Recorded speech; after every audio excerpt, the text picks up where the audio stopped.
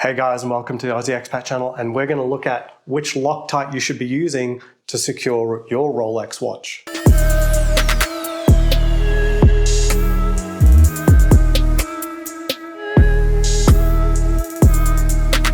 Okay, so quick wristwatch check. We're wearing the Hulk. So you should use Loctite on the pins of your watches. Rolexes, they use a screw pin. On the steel models, the thread is at the tail side of the pin, so at the bottom. On the gold models, it's up near the head. So when you're applying heat and you're trying to focus on a specific area, look for the screw head. On the gold model, you're trying to heat up the screw head. On the steel models, you're trying to heat up the tail end. So why are we heating it up? Because Loctite is able to keep that screw tight and firm. Applying it would require a higher amount of breakaway torque to get it loose, as opposed to just being loosey-goosey all the time. So there is not much debate about whether or not you should use Loctite. You absolutely should, because of vibration and movement. Those screws can work themselves loose, and if they work themselves loose, you're losing your watch, or at very least it's taking a tumble. Not a very good idea. So asking around, these are the three Loctite types that I've seen recommended: 222, 221, and 290. These two are in purple bottles, and this one is in a green bottle. This signifies what Loctite describe as strength, i.e. applying a breakaway pressure. And so Loctite describe 222 as being low, 221 also being low, and 290 being medium. So what does this actually mean in actual real scientific terms? Well, they do provide breakaway torque numbers. On 222, they say it's 50 when it's at 20 degrees Celsius. For 221, it's very weird. It's the only document that I found that has this range, and the range is actually extraordinarily large. It goes from 40 all the way up to 110. I have no idea why it would be varying. This seems like an incomplete sheet to me. If anyone knows why it would provide a range, please let me know. Medium is 90 inch-pounds of pressure to break away on a specified thread. It doesn't really matter what it is. This isn't the actual number to actually screw down a tiny little screw like this, but this is at least an objective standard. And this range up to 110 exceeds the medium strength of the 290. So there's no way that's happening. So 222 was recommended by, say, David Khalil. It seems widely recommended overall amongst, I guess, amateurs, but a professional told me 290, and I think that may be what they prefer more. So those are the varying strengths. So why not just go for the higher strength? Well, when it comes to adjust it later, you want to know how to be able to actually remove it. And most people at this point are now looking at how much heat do you actually need to cause it to weaken and allow you to unscrew it. So depending on your technique, getting to certain temperatures may be difficult than others, like hairdryer technique. You don't want to get the whole watch that hot, quite frankly, and it's not a very precise method. There are other ways. I'm not going to go into the ways, maybe that's another video, but 50 degrees is like plausible if you're like out here in the desert in the sun. So that's the first data point that I think is worth looking at on their spec sheets. And for 222, it represents 85% strength remaining, 95% strength remaining with 221, and for 290, it's 100%.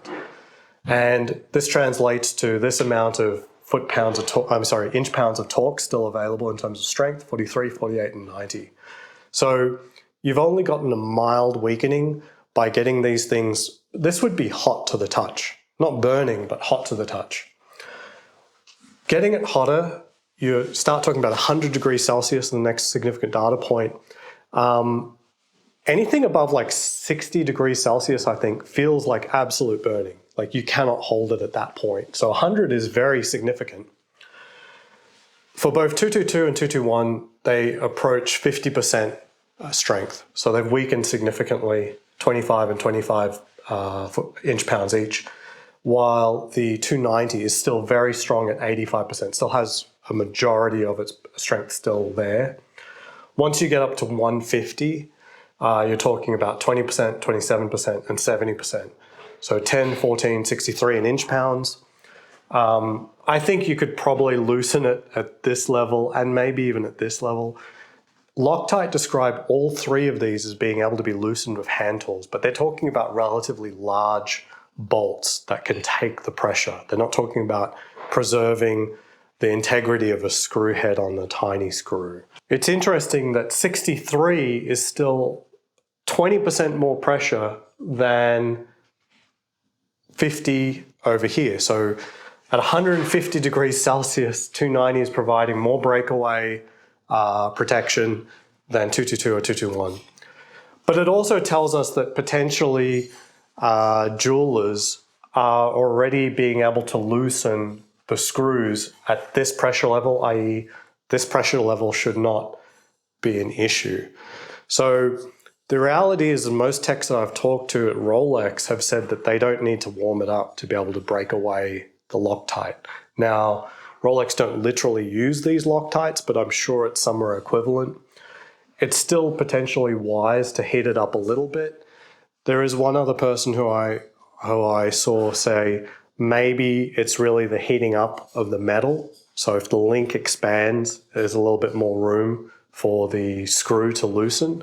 And that may well be the case, because if people are only talking about warming to finger-safe levels still, then even 222 hasn't significantly weakened that much. And so the difference between applying torque here versus applying torque here isn't much, but maybe the heat still did something. The other advantage of 222 over 221 that I found is 221 may be more pressure. It applies ranges rather than a specific number. It may be higher strength.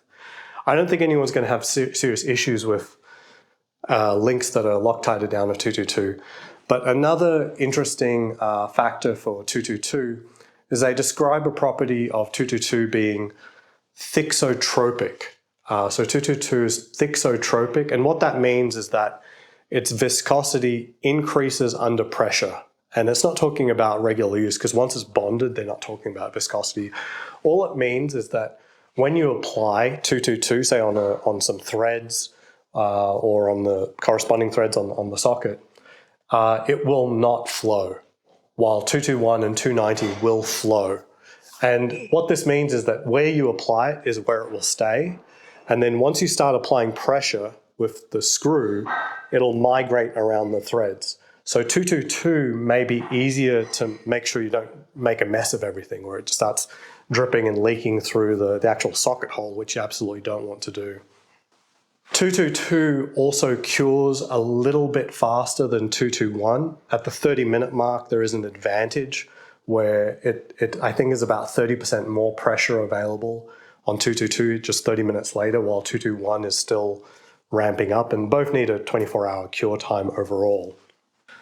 And last but not least, if you take a screw out and there's a little bit of thread lock left in there, some gunk basically at this point, it will not provide the same protection as reapplying new Loctite. So Loctite isn't just an inert substance. Once it goes in, it starts a chemical reaction, starts creating bonds. As soon as you loosen that across the thread, you're breaking those bonds. And while it still may give you some back out protection, because it's just literally gunk at that point, if you just reuse it, you're not getting the same effect as if you clean it and apply new Loctite, allowing it to rebond. So do not reuse Loctite. It's not the worst crime in the world, but you're sort of defeating the purpose of using Loctite to begin with. Clean and reapply Loctite if you ever take a link out, put new Loctite on. All right, I hope that gives you something to think about. Ultimately, none of these are wrong, but some do have advantages over each other, especially in terms of strength, ease of being able to remove it with hand tools without warming to significant temperatures, as well as application ease of use with the 222 if it's a thixotropic nature. All right, until next time, please like and subscribe. I'm Aussie Expat, out.